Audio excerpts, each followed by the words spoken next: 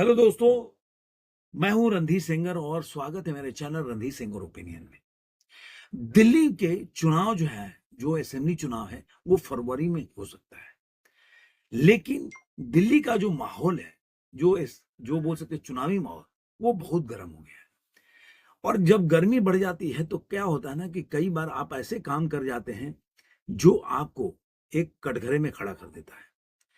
जब से अरविंद केजरीवाल जेल से बाहर आए और उन्होंने आतिशी को मुख्यमंत्री बनाकर और वो चुनाव प्रचार में लग गए, चाहे जिस तरह का आजकल चुनाव का देख रहे हैं कि चल रहा है कि रेवड़ी बांटो। चुनाव में मैं रेवड़ी ही मानता हूं। देखिए, एक होता है कि आप जो जरूरतमंद है उसको आप अगर मान लीजिए कोई ऐसे आप योजना चला रहे हो जिससे उनको फायदा हो, जैसे कि कोरोना के टाइम में गरीब आदमी को खाना देने वाली बात है। इस तरह का अगर योजना आज भी चल रहा हो तो मैं उसका विरोधी नहीं हूं, मैं लगता है कि चलो देना चाहिए। लेकिन अब मुझे जैसे एक टाइम था कि जब सब्सिडी मिलता था गैस में, एक मिडिल क्लास फैमिली से को 176 रुपए से क्या फर्क पड़ने वाला है। और ये सब्सिडी अमिताभ बच्चन को भी मिलती थी। 2014 के पहले अमिताभ बच्चन भी सब्सिडी का फायदा उठाते थे।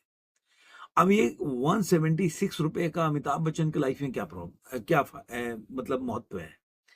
तो वैसे ही मैं मानता हूं कि ऐसे जो योजनाएं हैं जो आप चलाते हैं तो वो देख कर चलाइए कि रेवड़ी तब हो जाता है जब आप जो आदमी सामर्थ्यवान है और उसको लेकर ऐसी योजनाएं चला रहे हैं जो दे सकता है, लेकिन आप चूंकि आपको वोट चाहिए तो ऐसे लोगों को लुभाने के लिए आप फ्री में बांटते हैं। और ऐसे लोग क्या होता है ना, कई बार क्या होता है कि लोगों को चलो फ्री में बस सेवा मिल रही है ना, चलो क्या उसमें दिक्कत है।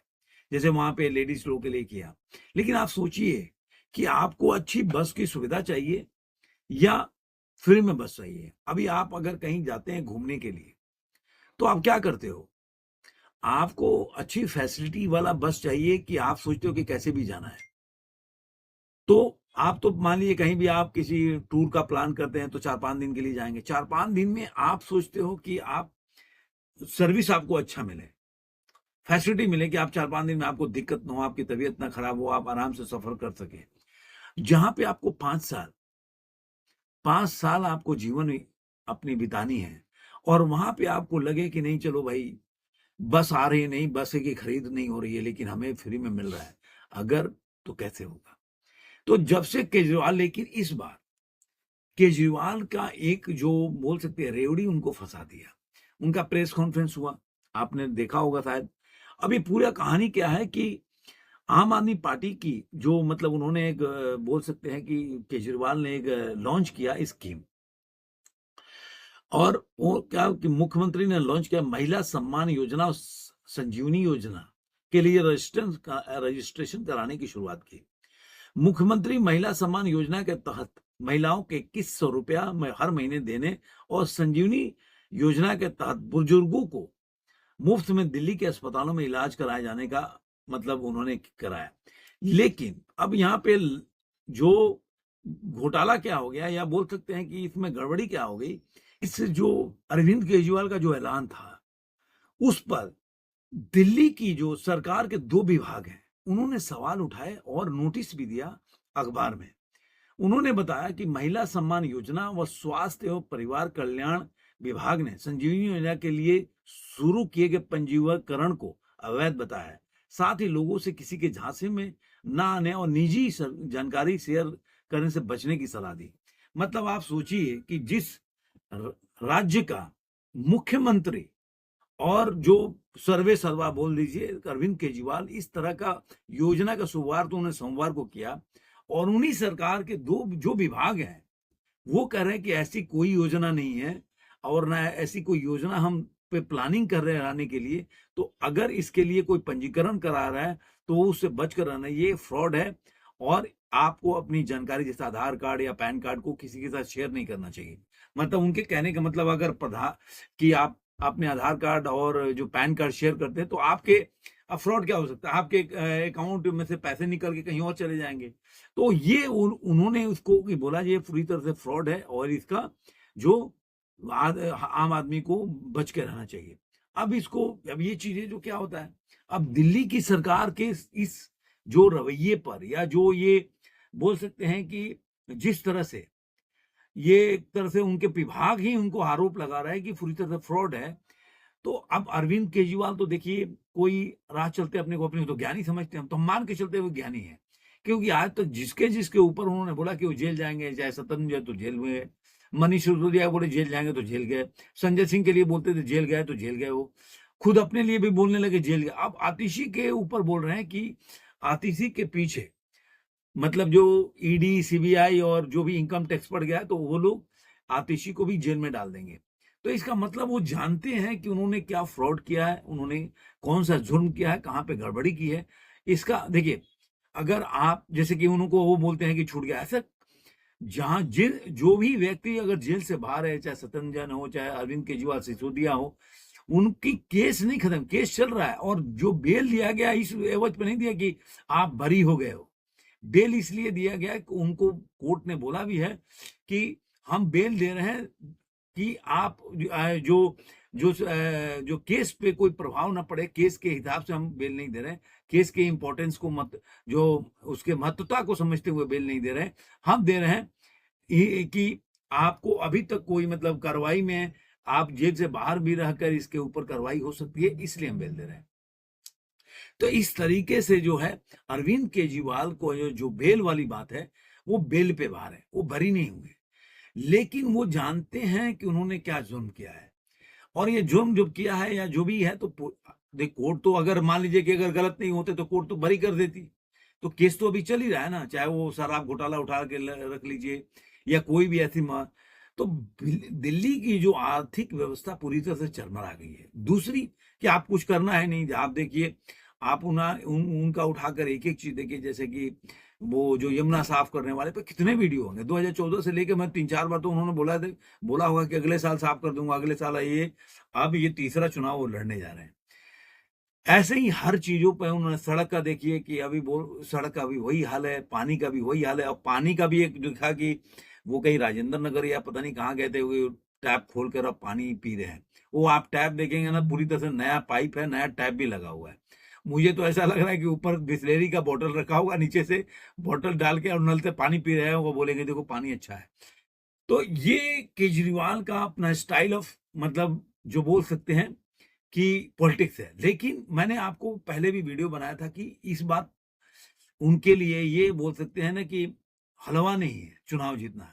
क्योंकि जब से वो जेल गए हैं, जेल से बाहर आए हैं, तब से वो खुद भी बहुत पैनिक में है। जो पहले उनमें कॉन्फिडेंस था कि वो अपने से चुनाव लड़ने जा रहे हैं, लेकिन बैकफुट जो बोल सकते हैं बैकेस में उनका मीटिंग जो चल रहा है, आशुतोष ने इस पे मतलब मुहर लगाया कि उनकी कांग्रेस के साथ मीटिंग चल रही है सीट शेयरिंग फॉर्मूला पे। तो मैं कहीं न कहीं केजरीवाल इस चीज़ को मानते हैं कि वो चुनाव इस बार उनके लिए आसान नहीं है जीतना। और अभी देखिए बीजेपी के तो सोशल मीडिया पे फाइट नहीं करा जा रहा, लेकिन ऐसी जो खबरें आ रही हैं कि वो ज़मीनी जो बोल सकते हैं ना, ज़मीन पे काफ़ी काम किए हैं और काफ़ी उजागर करने में, चाहे शहजाद पूनावाला हो, कपिल मिश्रा हो, आप वीडियो देखते होंगे उनका, सोशल मीडिया पे डाल देते हैं। लेकिन इसके अलावा भी वो काफ़ी काम कर रहे हैं, घर-घर में जाके और लोगों को जागरूक बनाने का प्रयास कर रहे हैं कि केजरीवाल ने इतने सालों के जो अपने चुनाव में केवल शीश महल अपने जैसे जो भी केजरीवाल ने वादा किया कि मैं ये काम नहीं करूँगा, वो अपने लिए सब चीज़ें उन्होंने अपनाया, लग्ज़रियस लाइफ़ जी, हर चीज़ जिया। लेकिन जो एक आम जनता के लिए उन्होंने बोला, वो हमेशा से उन्होंने टाल-मटोल किया, हमेशा कि अगले चुनाव में करूँगा। अब मान लीजिए कि अगर ये सपोज़ कीजिए कि ये चुनाव जीत जाते हैं और ₹2100 देने की बारी आती है और 60 साल के लोगों को फ्री इलाज की ज़रूरत होती है, तो बोलेंगे केंद्र सरकार पैसे नहीं दे रही, तो मैं करूँ तो करूँ क्या?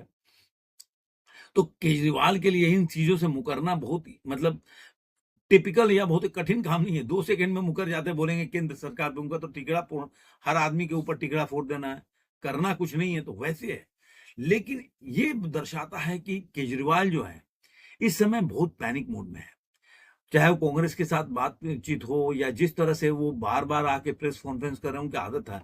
लेकिन अब वो जानते हैं, आपने देखा होगा मनीष सिसोदिया का सीट भी उन्होंने बदल दिया। वो ओझा जो है एक तैयारी कराते, कोचिंग इंस्टीट्यूट चलाते हैं, उनको वहाँ पे खड़ा कर रहे पकड़-पकड़ से। तो कहीं न कहीं केजरीवाल जो है इस बार वो बहुत पैनिक में है और ये दर्शाता है कि वो चुनाव जो है वो हार सकते हैं। आप इसका वजह बता रहे हो कि जो भी 2019 और 2000 जो 14 का लोकसभा चुनाव था उसमें वो हार गए थे और बीजेपी जीती थी, लेकिन 2024 में भी जीती थी, लेकिन यहाँ वहां में फर्क था। यहाँ वो कांग्रेस के साथ मिलके लड़ने के बावजूद भी हार गई।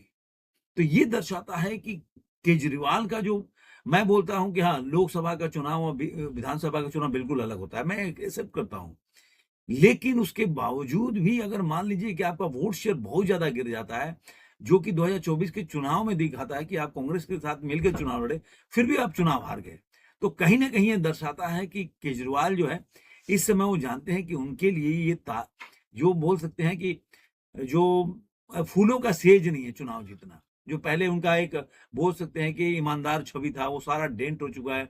उनकी सारी जो बोल सकते हैं, कितने जो ऐसे एमएलए हैं, ताहिर हुसैन से लेकर सारे लोग, अमानतुल्लाह खान, ये लोग जेल की सैर कर रहे हैं। तो ऐसे कितने लोग हैं जो, और उनके ऊपर कार्रवाई भी केस चल रहा है। तो पूरी की पूरी जो आम आदमी पार्टी का जो एक बोल सकते हैं कि उनका जो एक कट्टर ईमानदार की छवि थी, वो धूमिल हो गई।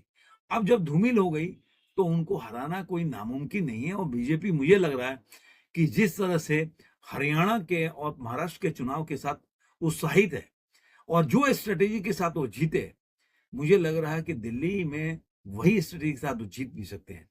और उसका वजह क्या है? अभी चुनाव देखिए, अभी रोहिंग्या का मुस्लिम चल रहा है कि बांग्लादेशी अवैध घुसपैठियों का पूरा जांच चल रहा है। ये मुद्दा जैसे जैसे चुनाव नजदीक आएगा और योगी आदित्यनाथ की रैली जब दिल्ली में होगी, तो ये मुद्दा देखिएगा बहुत बड़ा हो जाएगा।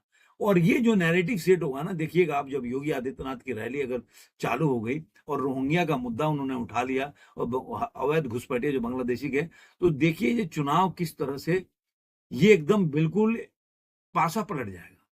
और ये होगा, क्योंकि अभी तक बीजेपी, जो देखिए लास्ट में वो लोग हरियाणा से, उन्होंने देखा पहले कांग्रेस के लोगों ने अपने जो जितने महाराष्ट्र में उन्होंने अपने जो बोलते कैंडिडेट को उन्होंने जारी किया, बीजेपी ने बाद में किया।